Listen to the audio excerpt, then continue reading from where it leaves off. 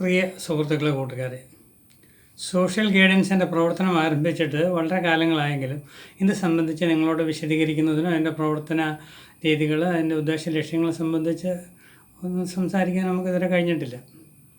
Social guidance കൊണ്ട് നമ്മൾ ഉദ്ദേശിക്കുന്നത് ജനങ്ങൾക്ക് ഗവൺമെൻറ്റിനോട് പറയുവാനുള്ള കാര്യങ്ങൾ ഗവൺമെൻറ്റിനെ അറിയിക്കുകയും ഗവൺമെൻറ്റിന് ജനങ്ങളോട് പറയുവാനുള്ള കാര്യങ്ങൾ ജനങ്ങളെയും അറിയിക്കുക എന്നുള്ളതാണ് അതിൻ്റെ ഒരു ആത്യന്തികമായ ലക്ഷ്യം. ഇതറിയിക്കുന്നത് ഇവിടെ സ്വസ്ഥതയും സമാധാനവും നിലനിൽക്കുന്നതിനും നമുക്ക് സന്തോഷകരമായ അല്ലെങ്കിൽ സമാധാനപൂർണ്ണമായ ഒരു ജീവിതം നയിക്കുന്നതിനുള്ള സാഹചര്യം ഒരുക്കുന്നതിനും വേണ്ടിയാണ്. ജനങ്ങളുടെ ആവശ്യങ്ങളും ആഗ്രഹങ്ങളും എന്ന് പറയുന്നത് പല തരത്തിലുള്ളവയാണ്. ഓരോ പ്രദേശത്തും ഓരോ വിഭാഗത്തിലുമൊക്കെ ആളുകൾക്ക് ഓരോ തരം താല്പര്യങ്ങളും ഓരോ രീതിയിലുള്ള സംസ്കാരവും പെരുമാറ്റവും പല രീതിയിലുള്ള ആഗ്രഹങ്ങളുമായിരിക്കും. എന്നാൽ ഇതൊരു പൊതു താല്പര്യത്തിലേക്ക് കൊണ്ടുവരേണ്ടതിൻ്റെ ഒരു ആവശ്യകതയുണ്ട്. ഉദ്യോഗസ്ഥന്മാർക്ക് ഉള്ള താല്പര്യങ്ങളല്ലോ സാധാരണ ജനങ്ങൾക്കുള്ളത്. സാധാരണ ജനങ്ങളുടെ താല്പര്യങ്ങളല്ല രാഷ്ട്രീയക്കാർക്കുള്ളത്. രാഷ്ട്രീയ താല്പര്യങ്ങളല്ല ഇത് നിഷ്പക്ഷമതികളായിട്ടുള്ള ആളുകൾക്കുള്ളത്. പക്ഷേ ഇവിടെ നമുക്ക് സമാധാനപൂർണ്ണമായ ഒരു ജീവിതത്തിന് വേണ്ടി, സാമൂഹ്യ ജീവിതത്തിന് ഒരു കെട്ടുറപ്പുള്ളതാക്കുന്നതിന് വേണ്ടിയാണ് നമ്മൾ ഭരണ സംവിധാനങ്ങളും മറ്റ് പല സംസ്കാരങ്ങളും ഒക്കെ ഓരോ സ്ഥലത്തും രൂപീകരിച്ചിട്ടുള്ളത്. ഇവിടെ നമ്മുടെ ആവശ്യം ഭരണം ആര് നടത്തുന്നു എന്നതല്ല, ആര് ഭരണം നടത്തിയാലും അവർ ആ ഭരണാധികാരികളും ഈ നിയമത്തിന് വിധേയമായിരിക്കണം എന്നുള്ളതാണ്. ഭരണാധികാരികൾ ഈ നിയമത്തിന് വിധേയമായിരിക്കുക, രാഷ്ട്രീയ സാമൂഹിക സാംസ്കാരിക നായകന്മാരും ഇതിന് വിധേയമായിരിക്കുക. സാധാരണ ജനങ്ങൾ മാത്രം ഇതിന് വിധേയമായിരിക്കുക എന്ന് പറയുന്നതിൽ വലിയ അർത്ഥമുള്ള കാര്യങ്ങളല്ല. സാധാരണ ജനങ്ങളെ കുനിച്ചു നിർത്തി അവരെ മുതുകിൽ ചവിട്ടി നടക്കുന്ന ഒരു പ്രവർത്തന ശൈലിയാണ് പലപ്പോഴും നമ്മൾ കണ്ടുവരുന്നത്.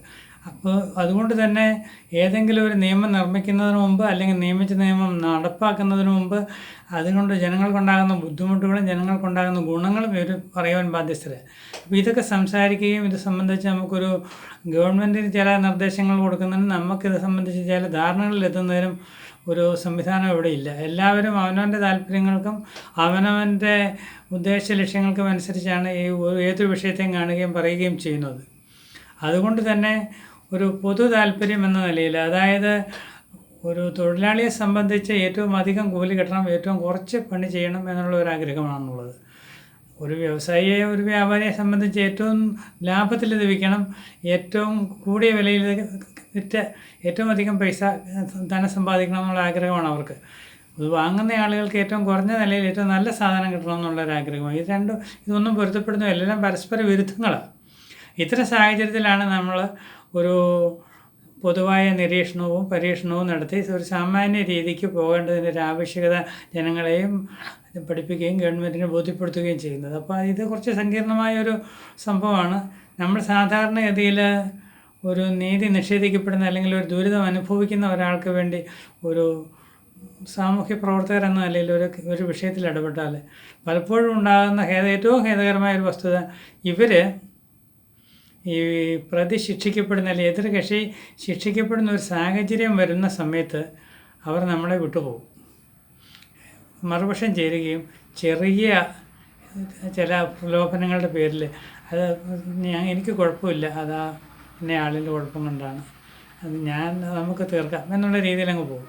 അപ്പോൾ നമ്മളിതിനു വേണ്ടി പണിയെടുത്ത് ഒരു പൊതുനന്മയെ കരുതി ചെയ്ത ഒരു കാര്യം മറ്റുള്ള ആളുകൾക്കും കൂടി ഇത്തരം ബുദ്ധിമുട്ടുകൾ ഉണ്ടാകാതിരിക്കുന്നതിന് വേണ്ടി നമ്മളത്തരം ഒരു നടപടിക്ക് ഇറങ്ങുന്നത്, പക്ഷേ നമ്മൾ പരാജയപ്പെട്ടു പോകും. അത്തരമൊരു സ്ഥിതിയുണ്ട്. അതുകൊണ്ട് തന്നെ ഈ സ്ഥാപനത്തിൽ നിർബന്ധമായി ഞാനിങ്ങനെ വിചാരിക്കുന്നു, ഒരു പ്രശ്നമുള്ളയാൾ, ഒരു പരാതിയുള്ള ആൾ ആ പരാതി ബോധിപ്പിക്കേണ്ട സ്ഥലത്ത് ബോധിപ്പിക്കുകയും അതിൻ്റെ അനന്തര നടപടികളിൽ നമ്മൾ സഹായിക്കുകയും മാത്രം ചെയ്താൽ മതിയെന്ന് എനിക്ക് മനസ്സിലായിട്ടുള്ളത്. അപ്പോൾ ഇതിനുള്ള ഇന്ത്യയിലുള്ള മുഴുവൻ പേരും ഇതിനകത്ത് വരണമെന്ന് നമുക്കൊരാഗ്രഹമില്ല. പക്ഷേ നമ്മുടെ ആഗ്രഹം ലോകത്ത് മുഴുവൻ ഇത്തരം സംഘടനകൾ ഉണ്ടാകണമെന്നും അവരെല്ലാവരും ഇതിൽ അംഗമാകണമെന്നുള്ളതാണ്. കാരണം ഈ ജനങ്ങളുടെ താല്പര്യങ്ങളല്ല വാസ്തവത്തിൽ യുദ്ധം. ഒരു രാജ്യത്തുള്ള ജനങ്ങൾ തങ്ങളിലല്ല യുദ്ധം, രാജ്യങ്ങൾ തങ്ങളില്ല. അത് ഭരണകർത്താക്കളുടെ താല്പര്യങ്ങൾ. ജനങ്ങൾക്ക് അതിനകത്ത് യുദ്ധം ചെയ്യാൻ താല്പര്യമൊന്നുമില്ല.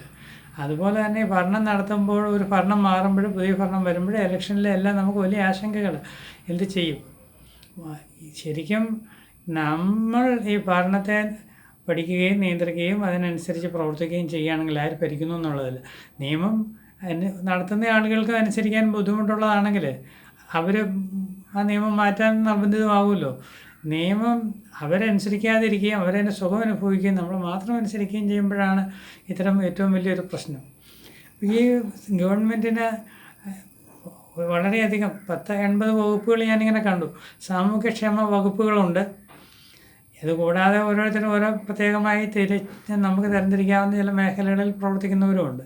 അപ്പോൾ അത്തരം ആളുകൾക്ക് വേണ്ടി ഓരോ വിഭാഗത്തിലെയും ജനങ്ങൾ ആ സ്ഥലത്തുണ്ടാകുന്ന അഴിമതികളും അവിടെ നമുക്ക് വരുത്തുന്ന മാറ്റങ്ങളും അവിടെ ആവശ്യമായ മറ്റ് നിയമങ്ങളും നടപടിക്രമങ്ങളും സംബന്ധിച്ച് ഇവരൊക്കെ റിപ്പോർട്ട് ചെയ്യുകയും ഇതിനകത്ത് എഴുതുകയും മൊത്തത്തിൽ എല്ലാവരുടെയും പ്രശ്നങ്ങൾ പഠിച്ചിട്ട് നമ്മളതനുസരിച്ച് ഗവൺമെൻറ്റുമായി ഈ കാര്യങ്ങൾ സംസാരിക്കുകയും ബോധ്യപ്പെടുത്തുകയും ചെയ്യുന്ന ഒരു സംവിധാനമാണ് ഉദ്ദേശിക്കുന്നത്. അതുകൊണ്ട് ഓരോ വിഭാഗം വിദ്യാഭ്യാസം, കൈത്തറി, സൈനികക്ഷേമം, ഇങ്ങനെ ആരോഗ്യം, എല്ലാ മേഖലകളിലും ഉള്ള ആളുകൾ അവർക്കുണ്ടാകുന്ന പ്രശ്നങ്ങളും കാര്യങ്ങളും അവതരിപ്പിക്കുമ്പോഴാണ് നമുക്കതിനൊരു പരിഹാരം നിർദ്ദേശിക്കാൻ നമുക്ക് അത്തരത്തിൽ നീങ്ങുന്നതിനും കഴിയുന്നത്. അതുകൊണ്ട് തന്നെ നമ്മളിതിനെല്ലാം പ്രത്യേകം ഗ്രൂപ്പുകൾ ഉണ്ട്, അതിനുള്ള സംവിധാനം നമുക്കുണ്ട്. പക്ഷേ ഈ സോഷ്യൽ ഗൈഡൻസ് ഗ്രൂപ്പിൽ നമുക്ക് അങ്ങനെ ഒട്ടനവധി ഗ്രൂപ്പുകൾ ആ രീതിയിൽ ചെയ്യാൻ ബുദ്ധിമുട്ടായതുകൊണ്ട് നമ്മൾ സൈറ്റ് ഫോം ചെയ്തിട്ടുണ്ട്. നിങ്ങൾ കാര്യങ്ങൾ ഇത് എഴുതുകയും അത് പഠിക്കുകയും ചെയ്ത് ഇപ്പോൾ വിവരാവകാശം വെച്ചും അല്ലാതെയും ഒക്കെ ആയിട്ട് കിട്ടുന്ന സത്യസന്ധമായ കാര്യങ്ങൾ നിങ്ങൾ റിപ്പോർട്ട് ചെയ്ത് കഴിയുമ്പോൾ ഇത് പരിശോധിച്ചിട്ട് നമ്മൾ നിങ്ങളുടേതായ ഓരോരുത്തരും ഒരു ഗ്രൂപ്പ് ഉണ്ടാക്കി അതിന് വേണ്ടുന്ന കാര്യങ്ങൾ നിങ്ങൾക്ക് ചെയ്തു തരും. അപ്പോൾ നിങ്ങളുടെ പരാതികൾ എന്ന് പറയുന്നത് ഞാൻ ആദ്യം തന്നെ പറഞ്ഞല്ലോ, പരാതികൾ നിങ്ങൾ തന്നെ കൊടുക്കണം. അതേസമയം ഒരു പൊതു താല്പര്യം എന്ന നിലയ്ക്ക് നമുക്ക് ഒറ്റയ്ക്ക് ഒരു പരാതിക്ക് പോകുന്നതിനും ചെയ്യുന്നതിനൊക്കെ പ്രയാസമുള്ള ചില വിഷയങ്ങളുണ്ട്. ഉദാഹരണത്തിന് ഇപ്പോൾ ഏതെങ്കിലും ബസ്സിൽ കുറച്ച് ആളുകളിരുന്ന് ഈ ബാക്ക് സൈഡിലൊക്കെ ആയിരിക്കും ഇപ്പോൾ കാണുന്നത്, ഇപ്പോൾ ഒരു പുകവലിക്കുന്നു, അവർ ചില കുഴപ്പങ്ങളൊക്കെ ഇങ്ങനെ ബസ് സ്റ്റാൻഡിൽ എല്ലാതൊക്കെ കാണിക്കുന്നു. അപ്പോൾ നമുക്ക് അതിനകത്ത് എല്ലാം പ്രതികരിക്കുക എന്ന് പറയുന്ന ബുദ്ധിമുട്ട്. അപ്പോൾ അത്തരം കാര്യങ്ങളിൽ മോശമായ ഭക്ഷണം കൊടുക്കുന്ന കടകളുണ്ടാവും, അതുപോലെയുള്ള പല സ്ഥാപനങ്ങളുമുണ്ട് മോശമായി പ്രവർത്തിക്കുന്നത്.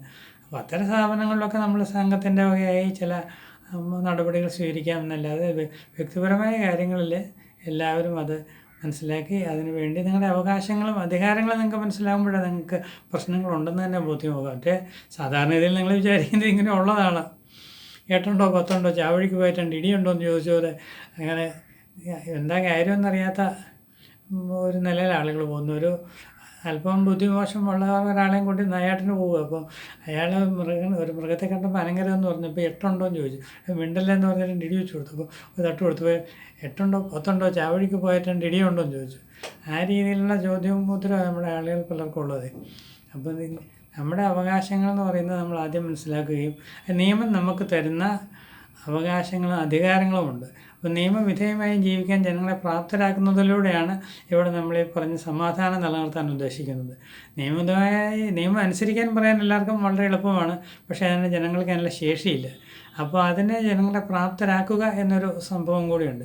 ഈ ഹെൽമെറ്റ് ഇല്ലാതെ ഒരാൾ വരുന്നു, അയാളെ പിടിച്ചു നിർത്തി 500 പിഴ മേടിക്കുന്നു, അപ്പോൾ ഹെൽമെറ്റ് വെക്കാൻ പഠിച്ചോളുന്നു. വാസ്തവത്തിൽ അവനൊരു ഹെൽമെറ്റ് വാങ്ങാൻ പൈസയില്ല, നല്ലൊരു ഹെൽമെറ്റ് ഇല്ല, അല്ലെങ്കിൽ അവന് തലയിൽ വയ്ക്കും പിഴയ്ക്ക് വേദനയായിട്ട് കുഴപ്പമുണ്ട്.